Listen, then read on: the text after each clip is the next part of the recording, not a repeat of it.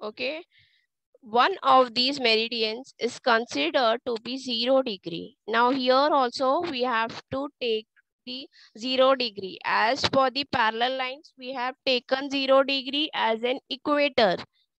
Remember, for the parallel lines, we have taken the equator as an 0 degree. Here also for the meridians of longitude, we have to consider one line for 0 degree. This is known as prime meridian. How for the parallel we have given 0 degree name as an equator. The same for the meridians of longitude we are naming as prime meridian. Okay, that will be having 0 degree. The angular distance of the other meridians from the prime meridians are measured in degrees. Now for the parallel lines, if you remember last previous class, yes, you remember we have given for this also what measurement, that was degrees only. Okay, same, they were also starting with the 0, but how we were naming it, we were naming at 0 degree north or 0 degree south. Okay, now here we will divide it with the east and west. Okay, eastern part and the western part. The angular distance, how we used to measure in parallels and in the longitudes, we will be measuring it with the degrees. Okay, the 0 degree and 180 degree meridians lies opposite on the globe, forming a circle. It also forms a circle. Okay, and it is having 0 degree. With the help of the picture, you will come to know where is 0 degree. With the taking of full half rotation with the opposite side. Now children, here we cannot see the opposite side of 0 degree. Okay, but that is there. So the circle divides the earth again in the eastern and the western hemisphere. Okay, previous class we have studied about the division of the earth by two poles, northern pole, southern pole. Here we will be having division of the meridians with the eastern and the western hemisphere. Means when we'll go from 0 towards the east side, okay, we will be calling at 0 degree east meridian. Okay, and when we will be going in the western side, we will be calling as 0 degree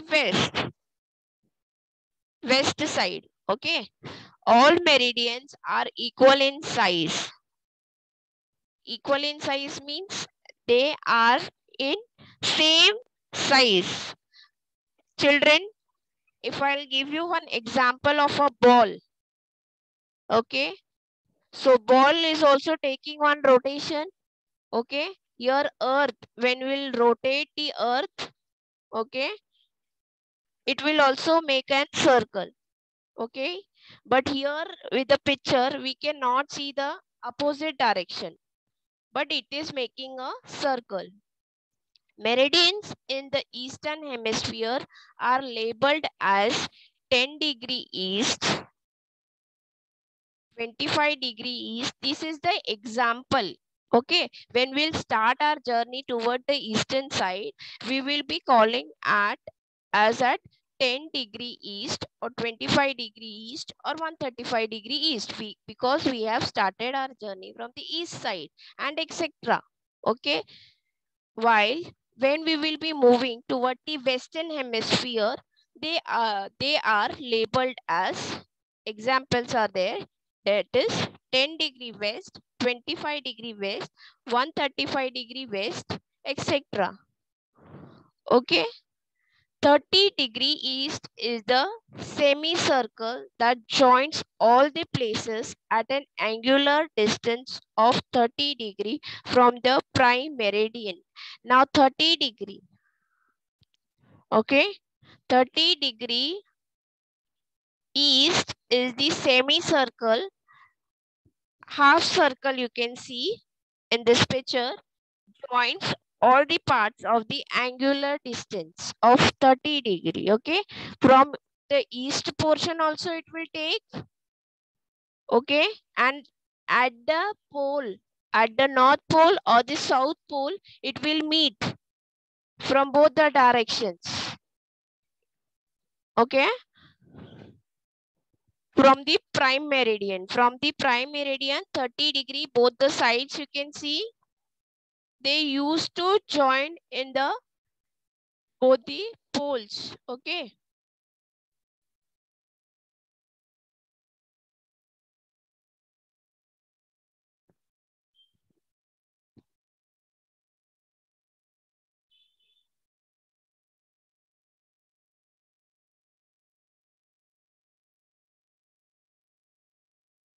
Now here, through the earth is huge in size, the exact location of the place on the earth using latitudes and longitudes, now we can make out. If you will remember last lecture, I was telling you to find out any place we want a latitude and longitude measurements we need to find an exact location of any place. Now children, in this picture, you can see this picture clearly. So in this picture, you can see we have got both latitude also, longitude also, and their measurements are also written. Now we can find out the exact location of any place with the help of this latitude and longitude. Okay, so we will be using degrees for it. The distance between two adjacent parallels is the same everywhere. Sorry, it is written mistakenly. The distance between two adjacent parallels is the same everywhere, but the distance between two adjacent meridians is not the same everywhere. Now children, make it very clear while reading it. The distance between two adjacent parallels. Okay. All of you all know parallel lines. No or not? Parallel lines. Yes. So the two adjacent parallels is the same everywhere, but the distance of two adjacent meridians is not same everywhere. Okay. Is not same everywhere, children. Now I am talking about the adjacent meridians are not same. Okay. You know how we takes a circle. Okay. When we twist the ball, how it takes the circle. So it's not same everywhere. The distance between meridians is maximum on the equator. On the equator, it will be maximum and goes on reducing towards the poles. At the poles, it is 0. Okay. Again, at the poles, they will be 0. The distance between meridians is maximum on the equator. Equator पे आते आते maximum हो जाएगी. Why it will be maximum? Because you know the ball. Yes, it is bulgy. Bulgy or not? Bulgy meaning is in Hindi I can फैला हुआ. Okay, motu, as we call as motu, fatty. Okay, from the between of a ball, it is bulgy. The same earth is also bulgy. The distance between meridian is maximum on the equator because equator is the center of the earth and goes on reducing towards the pole. As we reaches to the poles, it reduces. You can see in the picture the lines. Okay, it is reducing latitudes, longitudes. Okay, see the portion of latitude, children. It is how it is there. It is reducing on the poles. At the poles, they become zero because what happens in the center? It becomes zero.